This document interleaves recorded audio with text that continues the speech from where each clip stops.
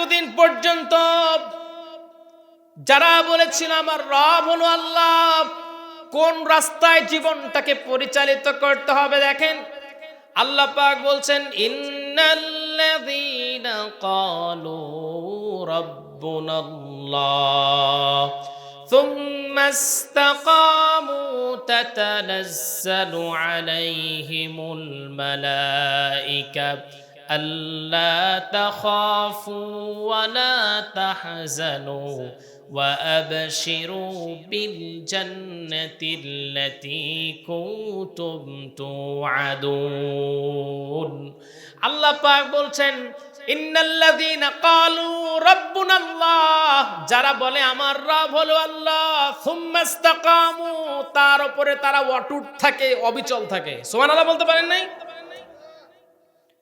এখন বলবেন হুজুর আমি তো বলি আমার রব আল্লাহ, কই আমার উপরে তো বিপদ আসে না।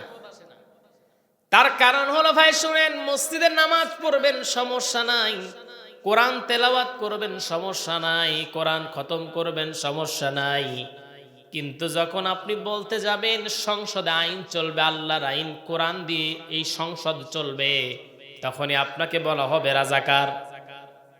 কথা বুঝেন নাই? বুঝেন নাই? একজন মুরব্বী হাটহাজারীর, তিনি দুনিয়া থেকে চলে গেছেন, আহমদ শফি রহমাতুল্লাহ আলাই। তিনি কোরআন দিয়ে নামাজ পড়েছেন, কেউ কিছু কয় নাই। তিনি কোরআন দিয়ে তিনি খতম করেছেন, হয়তো বা তিনি বুখারী পড়িয়েছেন, কোনো সমস্যা নাই। কিন্তু যখন তিনি শাপলা চত্বরে এসে যখন কোরআনের পক্ষে কথা বলেছিলেন, তখন তার নামটাই পাল্টায়া হয়ে গিয়েছিল তেতুল হুজুর। আমার কথা বুঝেন নাই মনে হয়।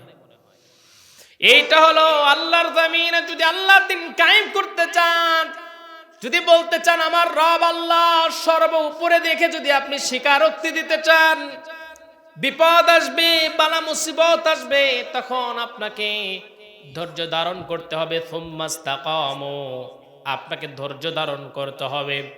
যদি ধৈর্য ধারণ করতে পারেন, আমার তো মনে হয় যদি ধৈর্য ধারণ করতে পারেন, আমি যদি সাধারণভাবে বলি আমাদের প্রিয় মুফাসসির আল্লামা দেলাওয়ার হোসাইন সাঈদী রহমাতুল্লাহি আলাইহির মতো